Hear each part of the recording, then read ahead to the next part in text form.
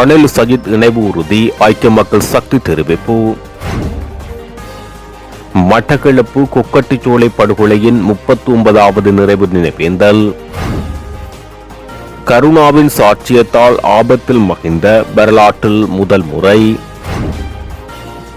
ஸ்ரீதரன் எம்பியை சந்தித்த இலங்கைக்கான புதிய கனேடிய உயர்ஸ்தானிகர். திருகோணமலை புத்த சிலை விவகாரம் கம்மன்பில கிளப்பியுள்ள புதிய சர்ச்சை. கர்நாடக முதலமைச்சருடன் நாமல் எம்பி சந்திப்பு. மீண்டும் திறக்கப்படும் மன்னாரில் யுத்த கால பகுதியில் மூடப்பட்ட வீதி. தொழிற்சங்க மிரட்டலுக்கு அடிபணிந்து தீர்மானங்களை எடுக்கப் போவதில்லை, சுகாதார அமைச்சர் நலிந்த ஜெயதிச அறிவிப்பு. கச்சதீவு புனித அந்தோனிய திருத்தல திருவிழாவுக்கான ஆரம்ப கட்ட பணிகள், இலங்கை கடற்படை உத்தியோகபூர்வ விஜயம். ஐக்கிய தேசிய கட்சியும் ஐக்கிய மக்கள் சக்தியும் ஒன்றிணைவது உறுதியாகியுள்ளது என பாராளுமன்ற உறுப்பினர் ரஞ்சித் மத்தும பண்டார தெரிவித்துள்ளார்.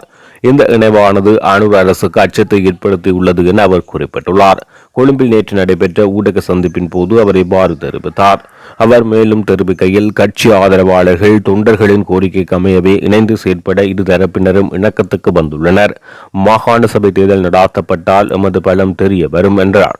இருதரப்பு இணைவு தொடர்பில் நீண்ட காலமாக கருத்துக்கள் முன்வைக்கப்பட்டு வந்தாலும் இணைவுக்குரிய கால எல்லை இன்னும் அறிவிக்கப்படவில்லை. கிழக்கு மாகாணத்தையே உலுக்கிய படுகொலைகளில் ஒன்றாக கருதப்படும் மட்டக்களப்பு கொக்கட்டிச்சோலை படுகொலையின் 39வது ஆண்டு நிறைவு நினைவேந்த நிகழ்வு நேற்றைய தினம் இடம்பெற்றது. மகளடி தீவு சந்தையில் உள்ள படுகொலை செய்யப்பட்டவர்களின் நினைவு தூபியில் குறித்த அஞ்சலி நிகழ்வு நடைபெற்றது. இதன் பூதீக சுடர் ஏற்றப்பட்டு மலரஞ்சலி செலுத்தப்பட்டதுடன் உயிர் நீத்தவர்களின் ஆத்ம சாந்தி வேண்டி அகவணக்கமும் செலுத்தப்பட்டது.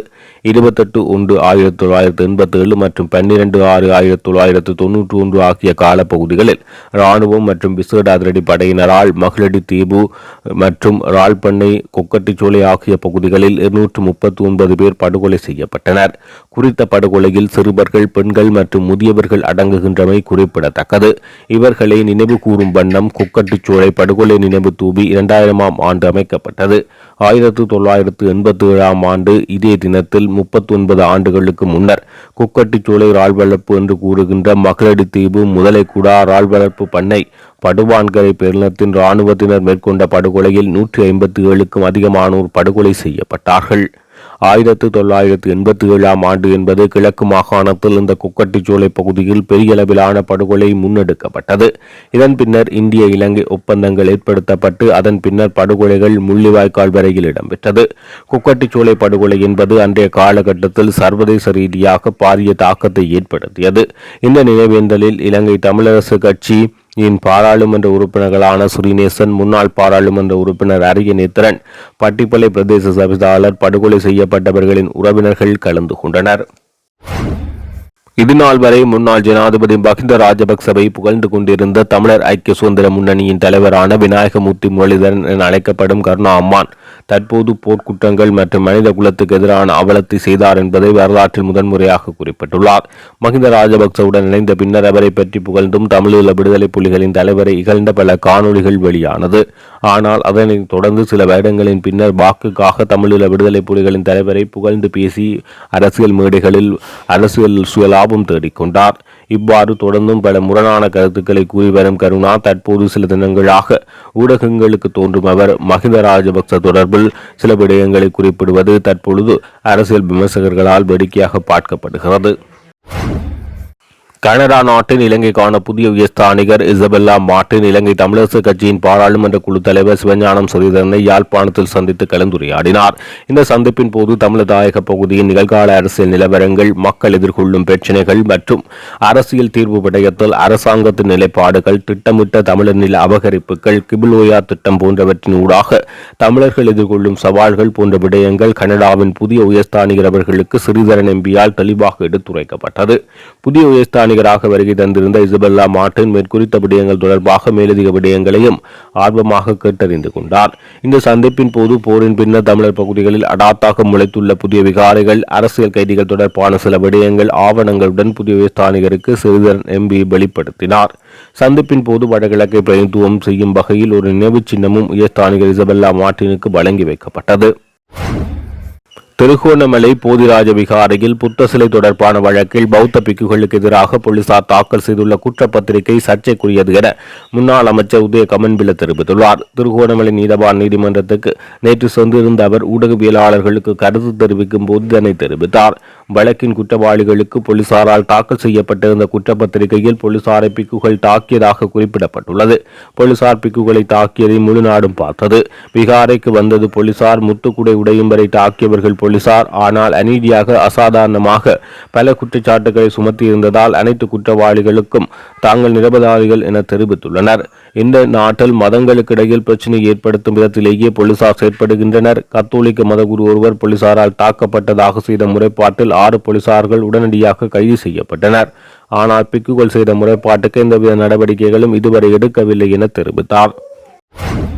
கர்நாடக முதலமைச்சர் சித்தராமையா மற்றும் பாராளுமன்ற உறுப்பினர் நாமல் ராஜபக்ச ஆகியோருக்கு இடையில் சந்திப்பு ஒன்று இடம்பெற்றது.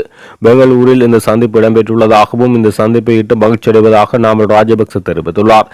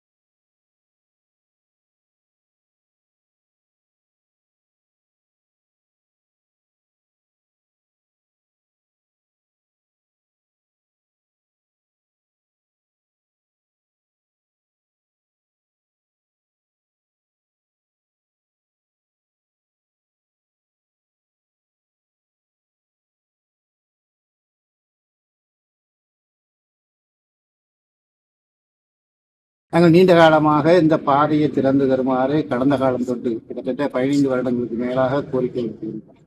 அந்த வகையிலே தற்போது இருக்கின்ற நகரசபை தவிசாளர் அவர்கள் இதிலே கரிசனை செலுத்தியிருக்கின்றார்.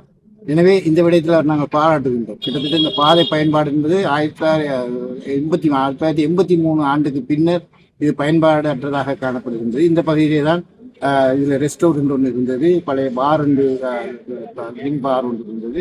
அதை விட பழைய பாலம் இந்த வழியாக தான் அது சென்றிருந்தது. அதுக்கு பின்னால் ஏற்பட்ட யுத்தம் அது அனைத்தும் அழிவடைந்தது. பின்னர் இந்த பாதையும் பெரும் அழிவடைக்கு உட்பட்டு பயன்பாடற்று காணப்பட்டது. தற்போது இந்த பாதை திறப்பானது பல இங்கு இருக்கின்ற மக்களுக்கு ஒரு ஆறுதலை தரக்கூடியதாக இருக்கும். ஏனெனில் பாலத்துக்கு செல்வதற்கும் அதே போன்று ஏனைய அந்த நிகழ்வுகள் அந்த பாலத்திற்கு கீழால் கட்டப்பட்டு வருகின்ற பொதுமக்கள் பாவனைக்கான இனி எதிர்காலத்திலே செயற்பாட்டுக்கு இது உகந்ததாக இருக்கும். எனவே இந்த பாதை திறந்தமைக்காக நகரசபை தலைவருக்கு எனது அன்பான பணமான வாழ்த்துக்களையும் அதே போன்று அங்கு செயற்படுகின்ற அனைத்து உறுப்பினர்களுக்கும் இந்த செயற்பாட்டுக்கு உறுதுணையாக இருந்த அனைத்து செயற்பாட்டாளர்களுக்கும் எனது தாழ்மையான பாராட்டுகளையும் வாழ்த்துக்கிறேன்.